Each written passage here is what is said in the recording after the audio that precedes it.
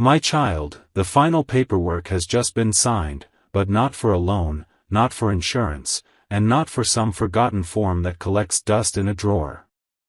No, this is something far greater, something that will reshape the path of your life in ways you never imagined. This document, sealed with your name, makes you the legal owner of something so rare, so extraordinary, that it will redefine your future. But before you wonder what this gift could be, there's something you need to know, something urgent, something heavy.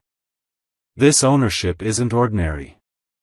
It comes with a weight, a purpose, and a challenge that has undone everyone who held it before you. Every single one of them gave it back, not after years or months, but within 7 days. Why? What could make someone walk away from something so precious? The answer will not only surprise you, it will linger in your thoughts, urging you to decide if you're ready to carry this gift or if you, too, will return it. Listen closely, my child, because I'm about to take you on a journey. I'll reveal what this ownership is, why it's yours, and what it demands. Give me your next few moments, and I'll open your eyes to a truth that will change how you see yourself forever. Let's begin. It was a quiet morning, the kind where the world feels still. A woman sat at her dining table, sipping tea, the steam curling in the air. The soft hum of her routine surrounded her, birds chirping outside, the faint clink of a spoon against her cup. Everything felt familiar, safe, until the doorbell rang. She glanced at the clock. It was too early for visitors. Curious, she walked to the door, her steps slow, unsure. When she opened it, there was no familiar face, no friendly smile. Just a courier, standing silent, holding a single envelope. It was heavy, the paper thick and crisp, sealed with a wax stamp that felt like it carried a secret. She signed for it, closed the door, and turned the envelope over in her hands. Her fingers traced the edges, hesitant, before she broke the seal. Inside was a letter, written on smooth parchment that felt like it belonged in another time. The words on the page made her heart skip a beat. Asterisk congratulations, you are now the legal owner of a gift unlike any other. Asterisk she read on, her breath catching as the letter described something beyond her wildest dreams, a place, a purpose, a legacy. It was a house, but not just any house. It was a home that seemed to glow with possibility, nestled in a quiet valley, surrounded by rolling hills and whispering trees. The letter described tall windows that let in golden light, a garden that bloomed with flowers she'd never seen before, and rooms that felt alive with stories waiting to be told. It was a place that promised peace, a fresh start, a life she'd always dreamed of but never dared to claim. Her hands trembled as she held the letter, her mind racing with questions. Why her? How could this be real? And yet, the paperwork was clear, her name was written in bold, undeniable ink. This was hers, legally, completely. She called her family, her voice shaking with excitement. They packed their bags, their hearts full of hope. They talked about the future, new memories they'd make, laughter that would fill the halls, moments of joy that would replace years of struggle. When they arrived at the house, it was even more beautiful than the letter described. The gates swung open as if welcoming them home. The air smelled of fresh earth and possibility. They stepped inside, their footsteps echoing on polished floors, and for a moment, everything felt perfect. They believed they had found their forever home, a place where their dreams could take root and grow. But, my child, not everything that shines is as simple as it seems. The first night, as they settled in, something felt off. It wasn't loud or obvious, just a subtle shift in the air, a whisper of unease that brushed against their skin. The lights flickered, not from a storm or a faulty wire, but as if the house itself was breathing. The second day, small things went wrong. A favorite necklace vanished from the bedside table, a door creaked open when no one was near. By the third day, the children stopped running through the garden. They stayed close to their mother, their eyes wide, their laughter gone. On the fourth day, arguments sparked over nothing, a spilled cup, a forgotten chore, words sharper than they meant to be. The fifth day brought strange sounds in the night, like soft footsteps pacing in empty rooms. The sixth day, the mirrors in the house seemed to hold shadows that didn't match the faces looking into them. And by the seventh day, the family couldn't take it anymore. They packed their bags in silence, left the keys on the kitchen counter, and drove away, never looking back. You must be wondering, my child, what could make a family abandon a gift so beautiful, so rare? What was it about this house that drove them away? The truth is, this house wasn't just a building. It was a test, a challenge, a calling. It was alive in a way most things aren't, built to hold only those who are meant to claim it. Every family before them was given the same chance, the same envelope, the same promise. And every single one returned it within 7 days, not because the house was cursed, but because they weren't ready for what it demanded. The house wasn't looking for just anyone, it was waiting for the one who could carry its weight, who could face its mysteries and not run. And now, my child, that envelope is coming to you. Soon, your doorbell will ring. You'll open the door to find a courier standing there, holding a letter with your name on it. You'll feel the weight of the paper in your hands, break the seal, and read the words that will change your life. Congratulations, you are now the legal owner. The address will be the same, the house just as breathtaking, the promise just as real. But unlike those who came before you, you won't walk away. Why? Because you were chosen, not by chance, not by mistake, but by a purpose bigger than you can imagine. This house, this gift, is more than wood and stone.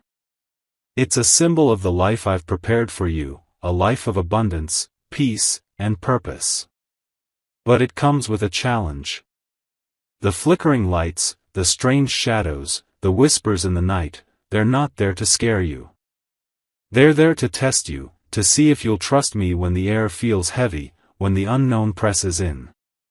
Every person before you saw those signs and ran, but you, my child, are different. You were made for this moment.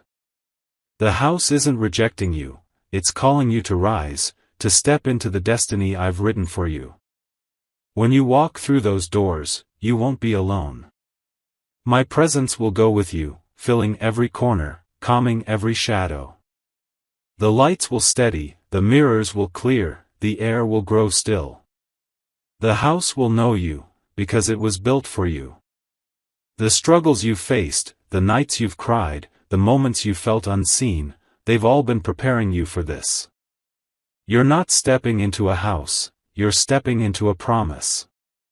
As it's written, my people will live in peaceful dwelling places, in secure homes, in undisturbed places of rest. Isaiah 32 verse 18.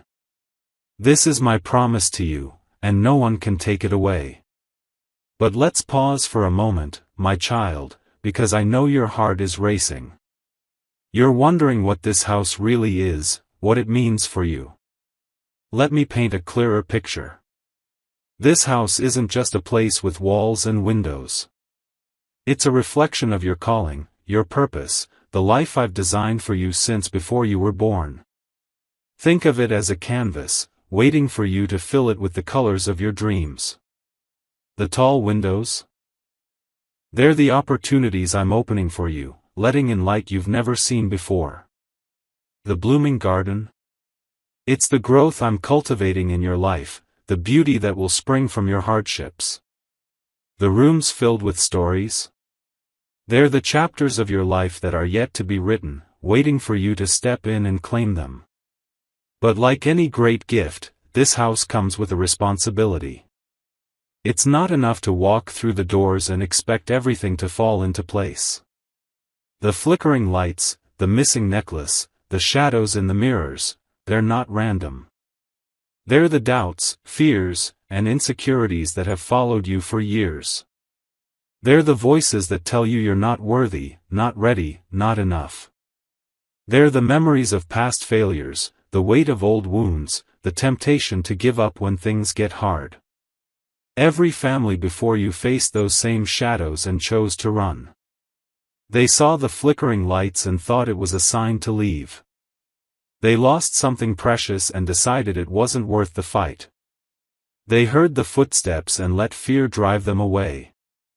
But you, my child, are different. You've been through too much, learned too much, grown too much to turn back now. Let me take you deeper into this story, because there's more you need to know. Imagine the woman who received the letter. Her name was Sarah. She was like you, someone who had faced loss, who had carried burdens heavier than she thought she could bear. Sarah had spent years working tirelessly, raising her children alone, wondering if her dreams would ever come true. When the envelope arrived, it felt like an answer to her prayers. She stood in the house, her heart swelling with hope, imagining a life where her children could grow without fear, where she could finally rest. But as the days passed, the house began to test her. The flickering lights reminded her of the times she felt powerless. The missing necklace brought back memories of things she'd lost: trust, time, opportunities. The arguments with her children echoed the moments she felt like she was failing as a mother. By the seventh day, Sarah was exhausted. She didn't see the house as a gift anymore, she saw it as a burden. So she left, just like the others, believing she wasn't strong enough to stay. But here's what Sarah didn't know, my child. The house wasn't pushing her out, it was inviting her to grow. The flickering lights weren't a curse, they were a call to trust in the darkness. The missing necklace wasn't gone forever, it was a lesson to value what truly matters. The arguments were a chance to heal old wounds, to listen, to love deeper. The house was alive with purpose, waiting for someone who could see beyond the shadows, someone who could hear its call and answer. Sarah wasn't ready, but you are. Let's talk about you, my child. You've been through your own 7 days, not in a house, but in life. You've faced moments when the lights went out, when you couldn't see the way forward. You've lost things that mattered, maybe a job, a relationship, a dream. You've heard footsteps in the night, the sound of fear trying to keep you awake.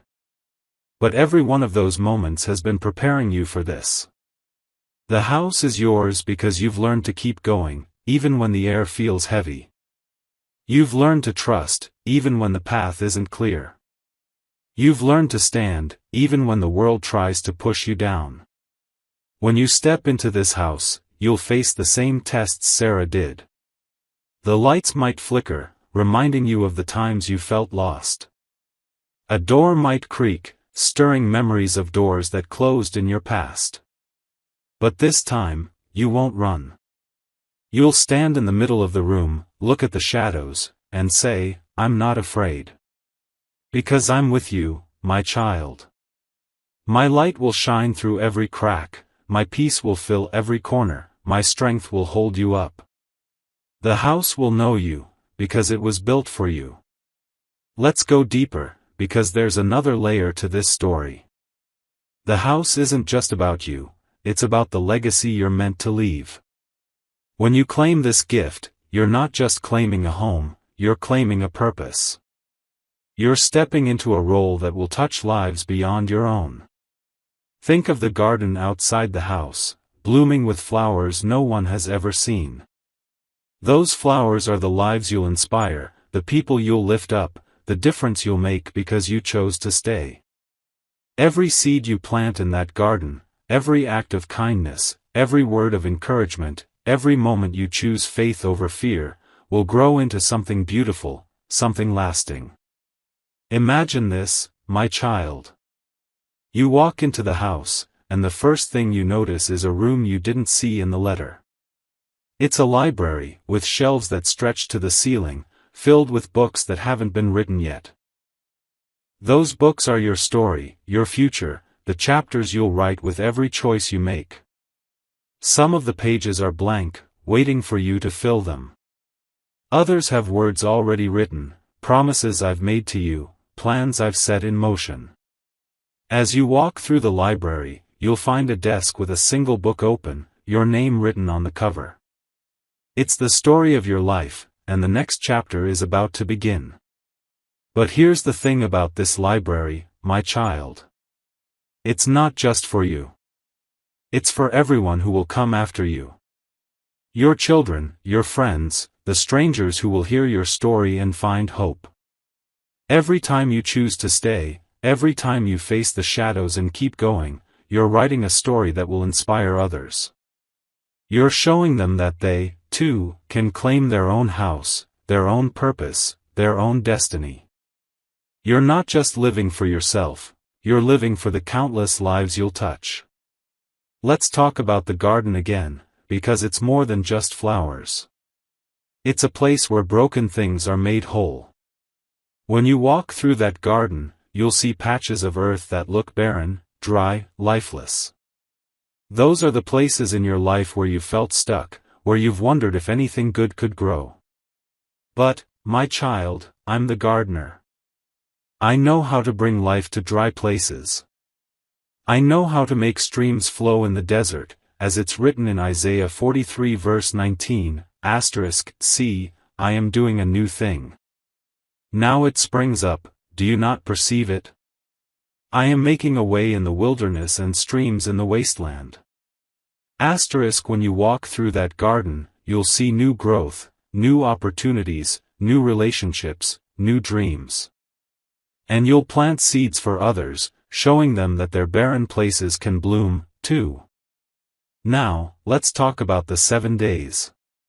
Those 7 days aren't just a test, they're a journey. Each day in the house is a step toward becoming who you're meant to be. Let's walk through them together, so you know what to expect when you step through the door. Day 1, the flickering lights. The first day, you'll notice the lights flicker. It's not a power outage, it's a reminder of the times you felt powerless. Maybe it was a job you lost, a dream that faded, a moment when you felt like you couldn't go on. But here's the truth, my child, the light isn't going out.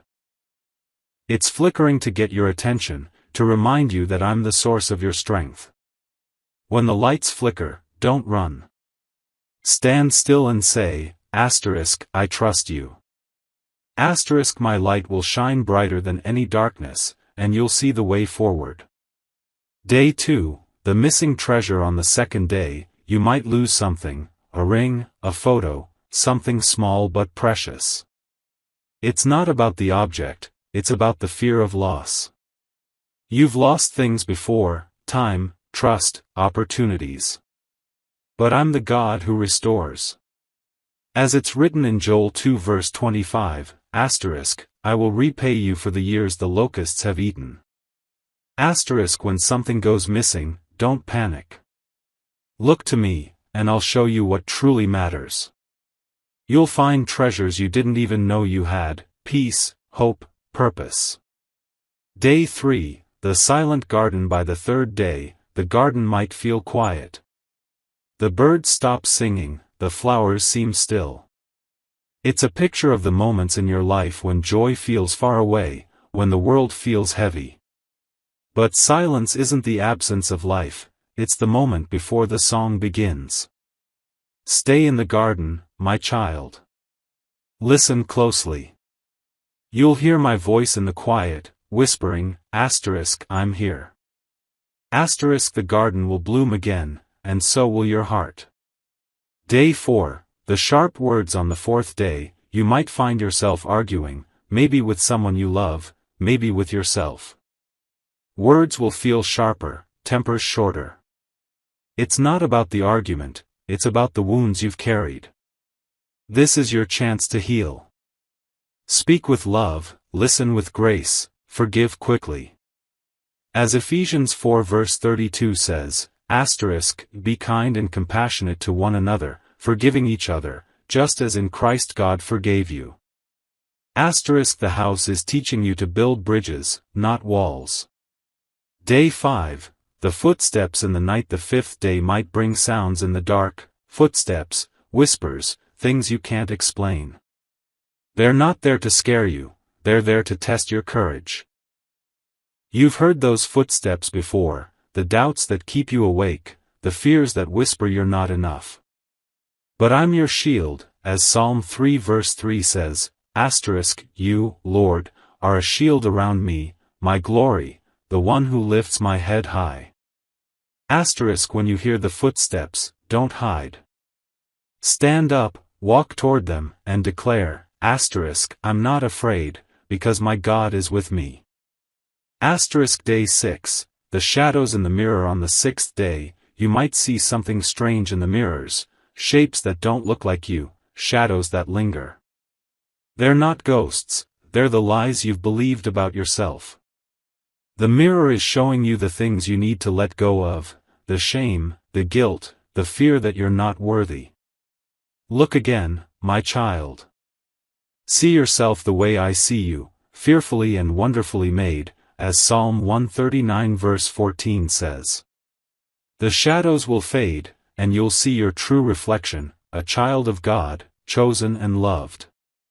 Day 7. The choice. By the seventh day, you'll feel the weight of it all, the flickers, the losses, the silence, the arguments, the footsteps, the shadows. This is the moment when everyone else walked away. They packed their bags, left the keys, and ran. But you, my child, have a choice. You can leave, like they did, or you can stay. I'm asking you to stay. Not because it's easy, but because it's worth it. On the seventh day, you'll realize that the house isn't testing you to break you, it's testing you to build you. Stay, and you'll see the lights shine steady, the treasures restored, the garden alive, the arguments healed, the footsteps silent, the mirrors clear. Stay, and you'll step into the life I've promised you. My child, this house is more than a gift, it's a calling. It's a reminder that I've chosen you for something greater than you can imagine. The world will try to pull you back, to make you doubt, to convince you to return the keys. But I'm asking you to trust me. Trust me when the lights flicker. Trust me when the garden is silent. Trust me when the shadows linger. I'm with you, and I've already overcome every challenge you'll face. When you step into this house, you're not just claiming a home, you're claiming your destiny. You're saying yes to a life where fear doesn't win, where doubt doesn't define you, where the past doesn't hold you back. You're saying yes to a future filled with hope, healing, and abundance. As Jeremiah 29 verse 11 says, For I know the plans I have for you, plans to prosper you and not to harm you, plans to give you hope and a future. This house is my plan for you, my child. It's the place where your story changes, where your dreams come alive, where your purpose takes shape. And here's the beautiful part, you're not just stepping into this for yourself. You're stepping into it for everyone who will see your light.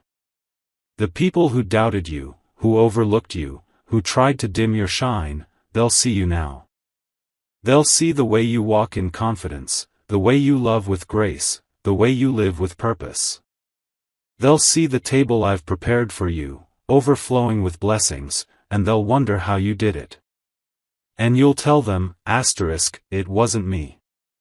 It was God. So, my child, get ready. The courier is coming. The envelope is on its way. When it arrives, don't be afraid. Open it. Read the words. Feel the weight of the promise. And then walk through the door. Don't look back. Don't return the keys. This is your moment, your gift, your destiny. And I'm right there with you, every step of the way. Let's talk about what happens after the seventh day, because this is where your story truly begins.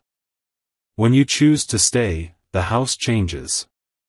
The flickers stop, the garden blooms, the mirrors reflect your true self. You'll walk through the rooms and find treasures you didn't expect, new opportunities, new relationships, new dreams. You'll open doors you didn't know existed, leading to places you never imagined. The house will become your home, not because it's perfect, but because it's yours. And you'll realize that every challenge, every test, was worth it. But the house is just the beginning. It's a symbol of the life I'm calling you to live, a life where you don't just survive, but thrive. A life where you wake up every morning knowing you're exactly where you're meant to be. A life where your pain becomes your purpose, your struggles become your strength, your story becomes your testimony. Imagine this, my child.